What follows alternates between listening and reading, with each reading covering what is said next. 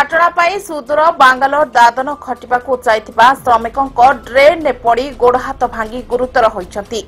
ଗୁରୁତର ବ୍ୟକ୍ତି ଜଣକ ହେଉଛନ୍ତି ଢେଙ୍କାନାଳ ଜିଲ୍ଲାର ରାସୋଳ ଥାନା ଅନ୍ତର୍ଗତ ରାସୋଳ ଗ୍ରାମର ନରେନ୍ଦ୍ର କୁମାର ସାହୁ। ନରେନ୍ଦ୍ର ବାଙ୍ଗାଲୋରଠାରେ ପ୍ରବାସୀ ଓଡ଼ିଆ ଭାବରେ ରହି ଦାଦନ ଶ୍ରମିକ ଭାବରେ କାମ କରୁଛନ୍ତି। ଦୁଃଖର ବିଷୟ, କାମ କରିବାକୁ ଯାଇଥିବା ବେଳେ ଏକ ଡ୍ରେନ୍ରେ ଖସି ପଡ଼ିବାରୁ ତାଙ୍କର ଡାହାଣ ଗୋଡ଼ର 2 ଜାଗା ଭାଙ୍ଗି ଯାଇଛି।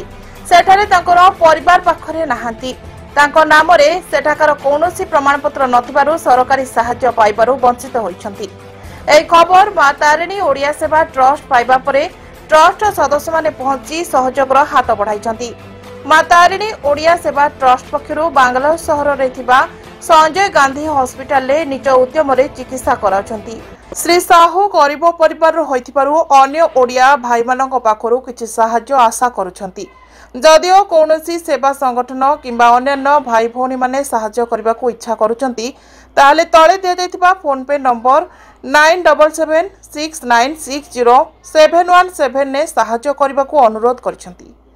ଘଟଗାଁରୁ ତ୍ରିଲୋଚନ ପାତ୍ରଙ୍କ ରିପୋର୍ଟ, ଚେତନା ମିଡିଆ।